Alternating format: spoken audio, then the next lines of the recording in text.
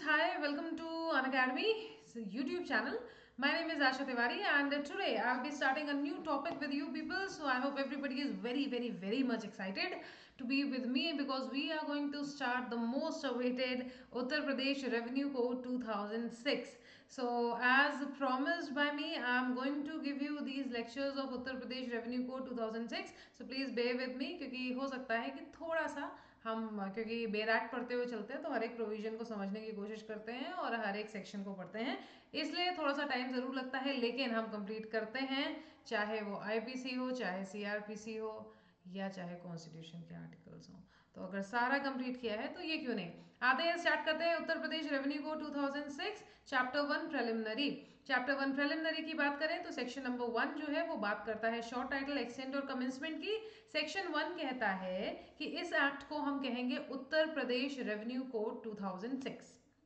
ये पूरे के पूरे उत्तर प्रदेश पे एक्सटेंड करेगा और ये उस दिन नोटिफिकेशन में जिस दिन अपनी स्टेट गवर्नमेंट नोटिफिकेशन में बोलेगी कि ये इस दिन से फोर्स में आ गया है, उस दिन से फोर्स में आया माना जाएगा।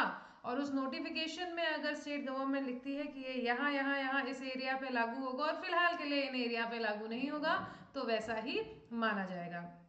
सेक्शन नंबर 2 पे जब हम आते हैं तो ये एप्लीकेबिलिटी ऑफ द कोड की बात करता है और सेक्शन नंबर 2 हमसे कहता है कि इस कोड के प्रोविजन एक्सेप्ट चैप्टर 8 एंड 9 ये अप्लाई करेंगे पूरे उत्तर प्रदेश पे। चैप्टर 8 और 9 अप्लाई करेंगे उन एरिया पे जहां पे इनैक्टमेंट के द्वारा सीरियल नंबर 19 और 25 फर्स्ट शेड्यूल एप्लीकेबल थी on the date immediately preceding the repeal by this code. तो इसमें याद करने वाली चीज क्या है कि ये कोड कहाँ कहाँ अप्लाई होता है। तो हम लोगों ने ये तो पढ़ लिया कि स्टेट गवर्नमेंट अपने नोटिफिकेशन के द्वारा जो बताएगा उस हिसाब से हो जाएगा, पर इस कोड के चैप्टर 8 और चैप्टर 9 अप्लाई नहीं करते पूरे उत्तर प्रदेश पे। ये चीज आपको याद रखने वाली है। जब चैप्टर 8 और चैप्टर 9 पे आएंगे तो आपको समझ में आएगा कि ऐसा क्यों लिखा था। अब आते हैं हम सेक्शन नंबर 3।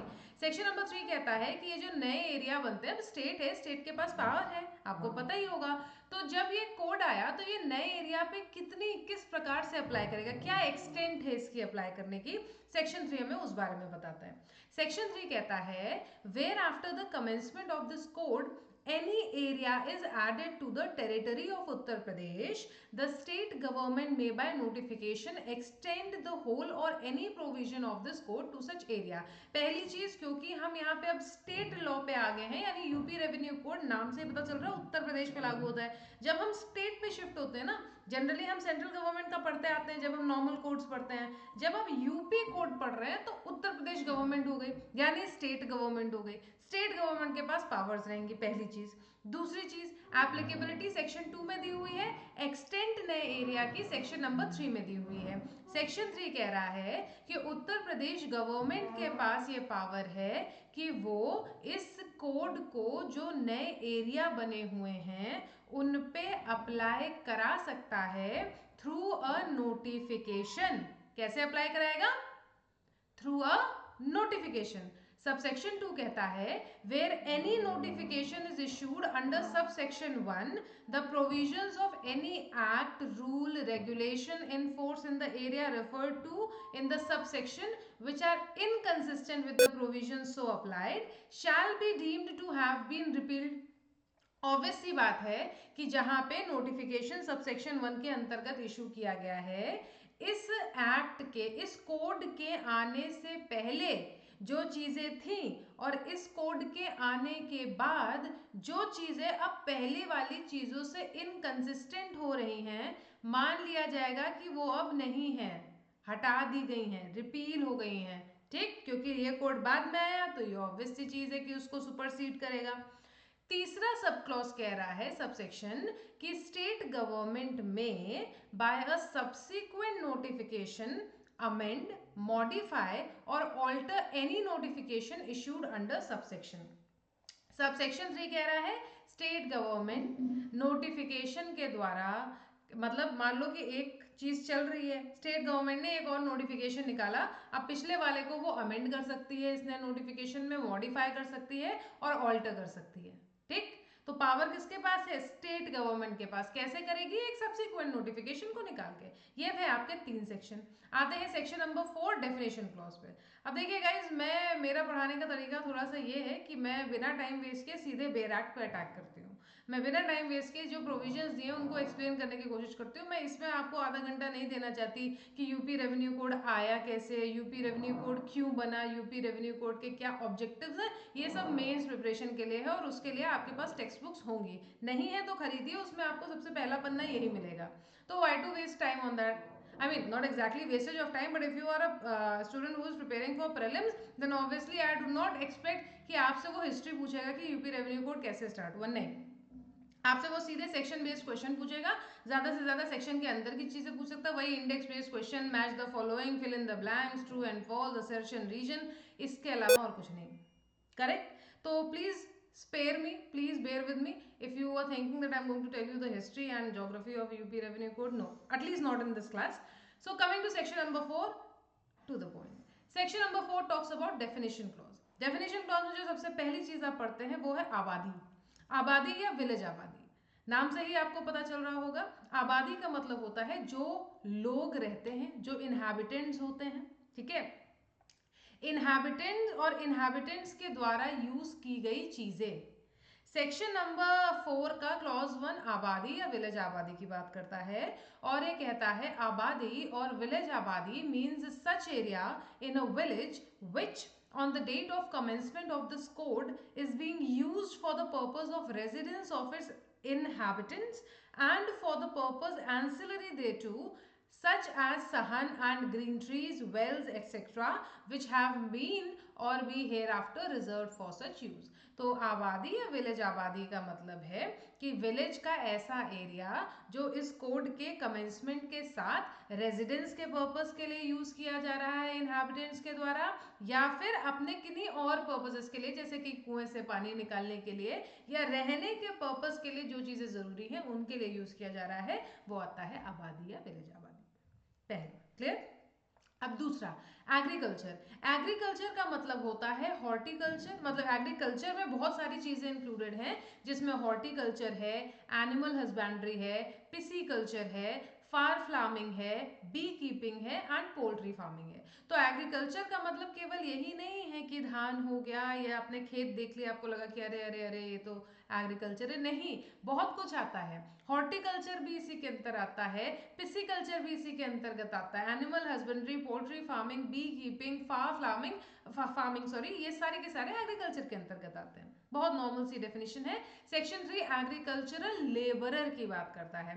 एग्रीकल्चरल लेबरर का मतलब है जिसके आय का स्रोत एक मैनुअल लेबर है ऑन एग्रीकल्चरल लैंड, जिनको हम लोग नॉर्मल भाषा में लेबर कहते हैं।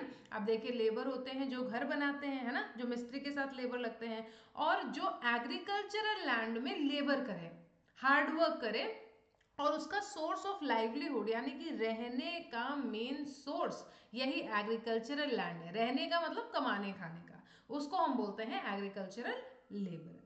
अब आते हैं सेक्शन नंबर 4 के क्लॉज 4 पे।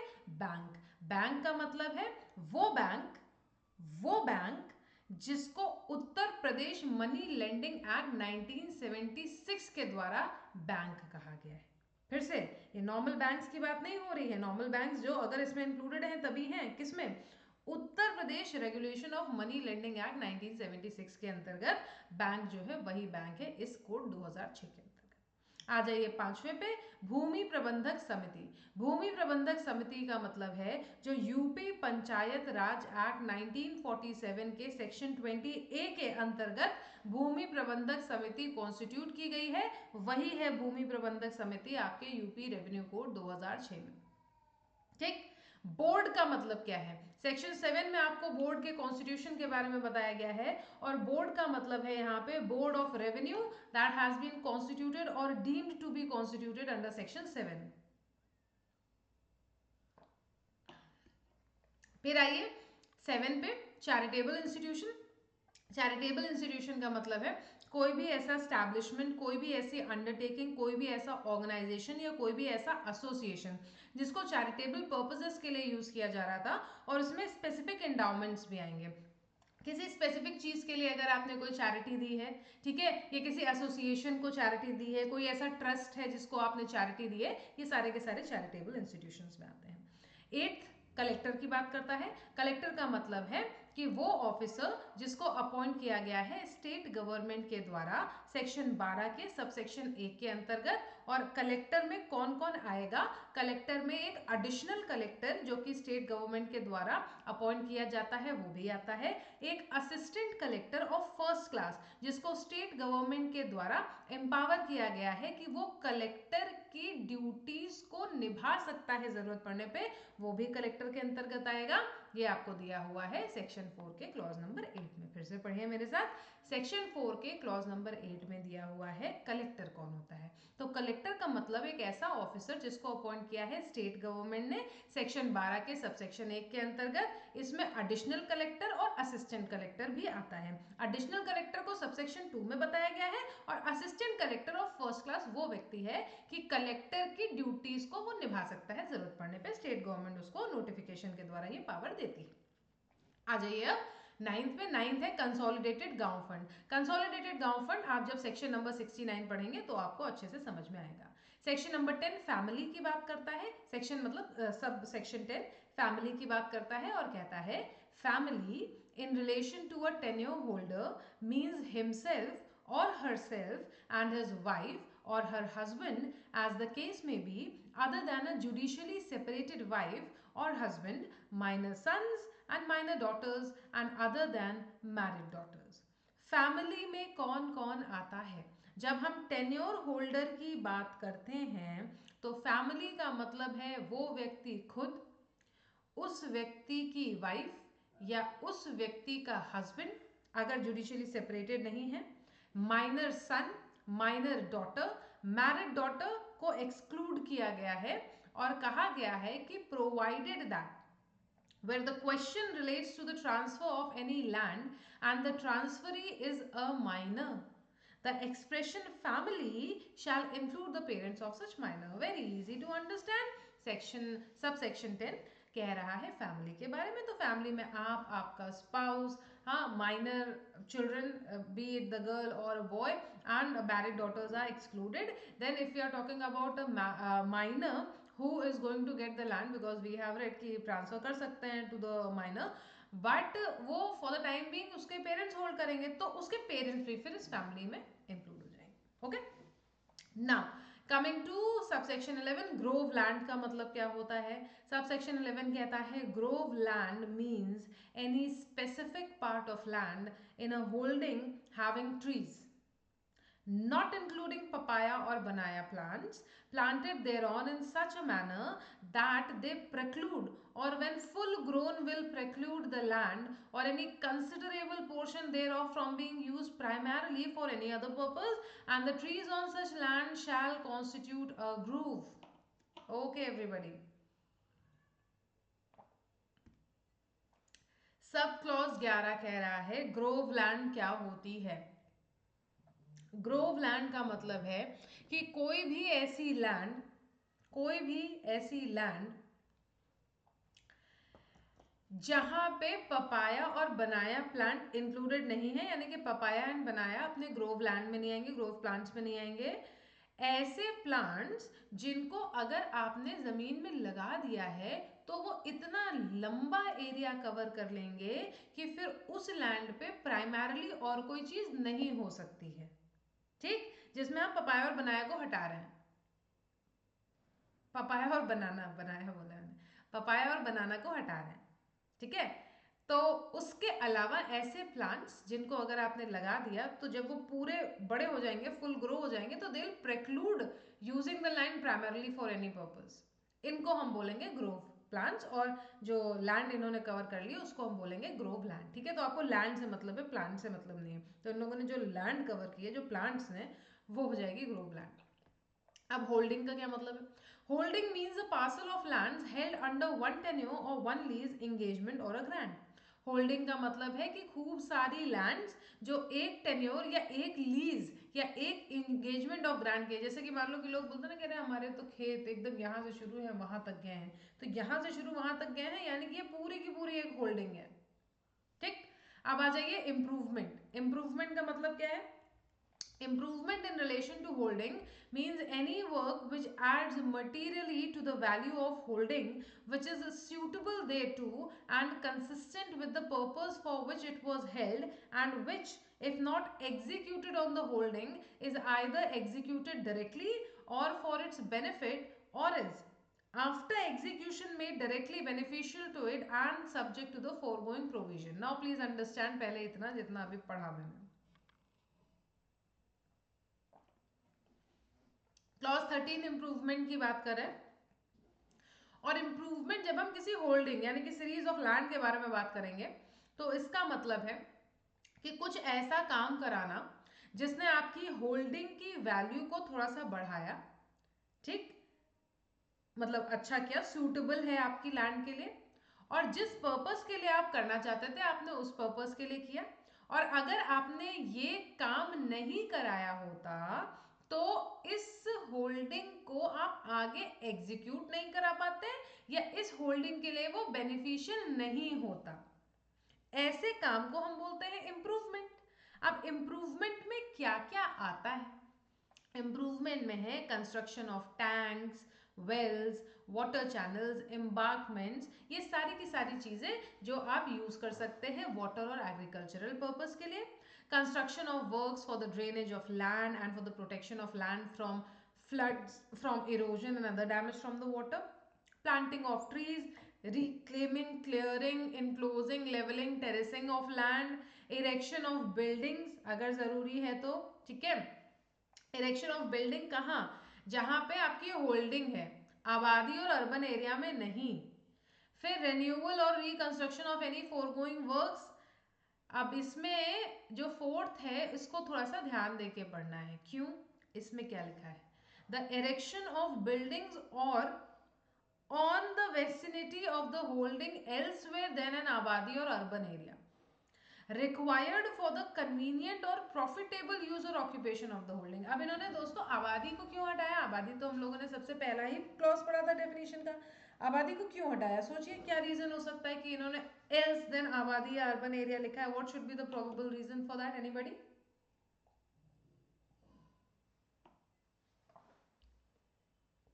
सोचो सोचो।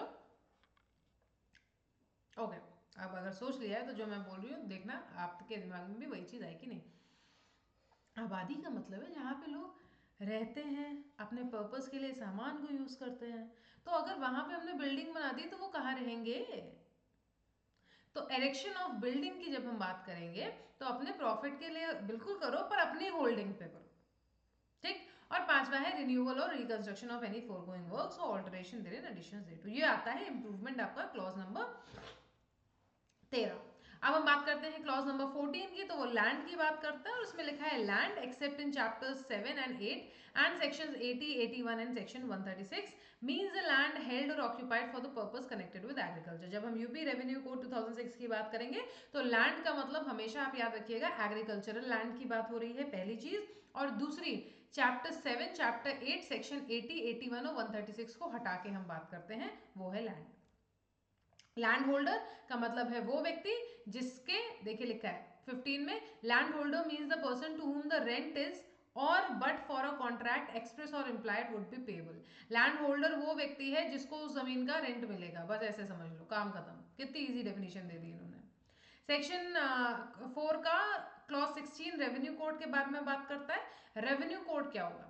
तो रेवेन्यू कोड का मतलब है कि वो बोर्ड और उसके सारे members, commissioners, additional commissioners, collectors, assistant collectors, sorry हाँ असिस्टेंट रिकॉर्ड ऑफिसर्स होंगे, additional collectors, chief revenue officers, assistant collectors, settlement officers, assistant settlement officers, record officers, tehsildars, tehsildar judicial and naib tehsildar, ये सारे के सारे आपके रेवेन्यू कोर्ट में आते हैं। फिर से chief revenue officer, assistant collector, additional collector, settlement officer, record officers, नायब तहसीलदार, तहसीलदार, तहसीलदार जुडिशियल, ये रेवेन्यू कोर्ट में आते हैं, ठीक।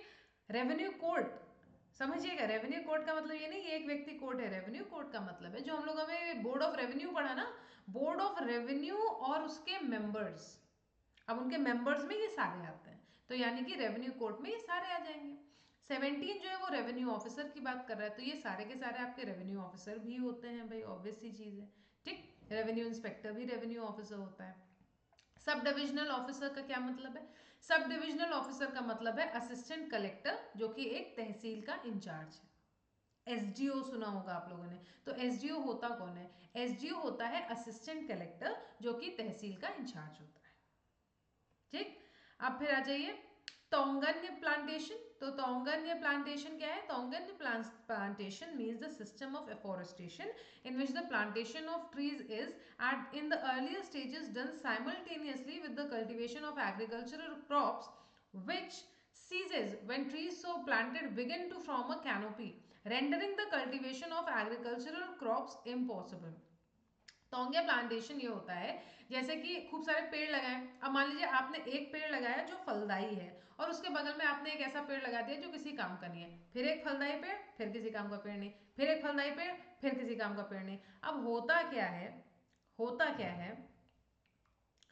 कि जब अर्लियर स्टेज में जब पेड़ छोटे होंगे तब तो दिक्कत नहीं है, लेकिन जब आप साइमल्टेनियसली ये काम करते हैं एग्रीकल्चरल क्रॉप्स के साथ, तो एक टाइम पे ये होगा कि एग्रीकल्चरल क्रॉप्स जो हैं वो तो आपके जो यूज के आप उनको हटा लोगे, लेकिन ये जो खरपतवार है, मतलब मैं बहुत नॉर्मल भाषा में बोल रही हूँ, जो प्लांट्स किसी काम के नहीं है वो धीमे धीमे भाई बड़े होते जाएंगे। वो उन्होंने एक कैनोपी बना ली।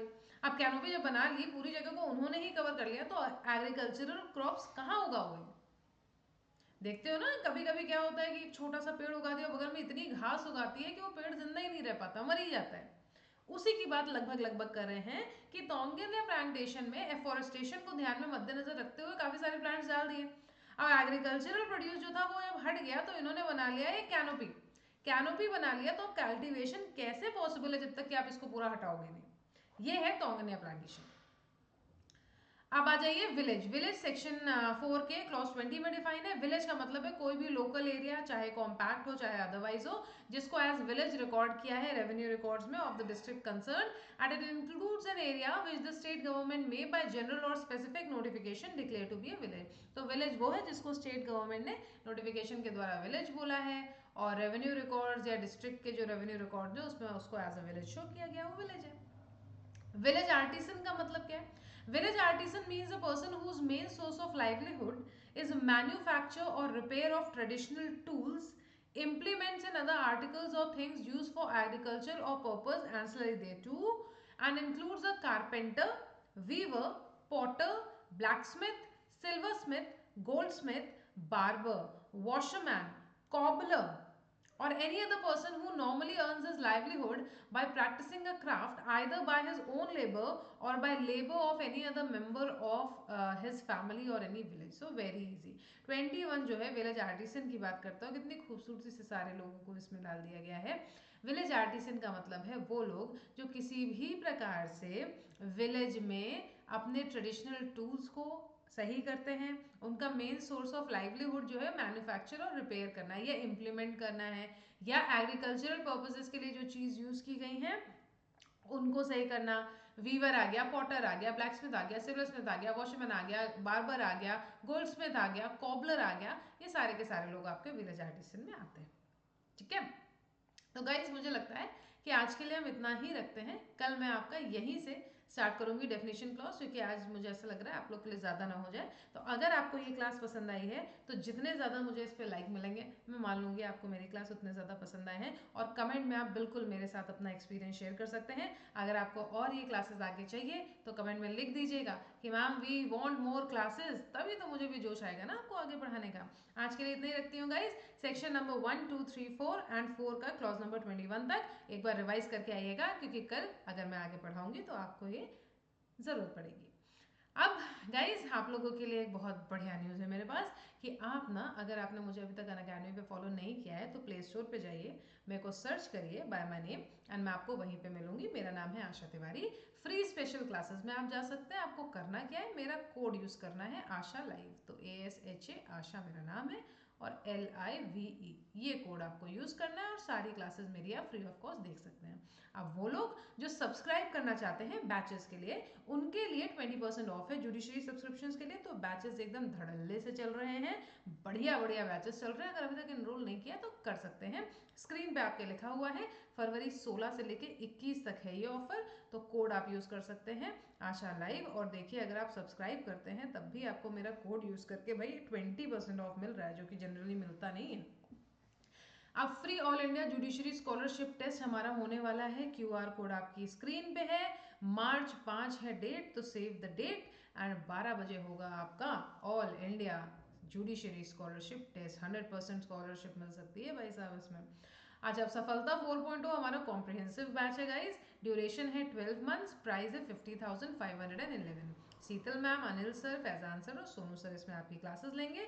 ऑफर प्राइस अगर आपको चाहिए तो आप मेरा कोड यूज़ कर सकते हैं आशा लाइव। अच्छा, इस कोड को यूज़ करके फ्री क्लासेस भी देख सकते हो, ठीक है। तो उनको जिनको ऐसा लग रहा हो कि यार ये तो सब पेड है, नहीं बिल्कुल नहीं, free classes free of cost होती हैं। बस ये कोड उसमें ज़रूरत पड़ेगी, वो डालो। ये मे आई कम इन कोड है, ये डाला एक बार may I come in, then you are always come in the class.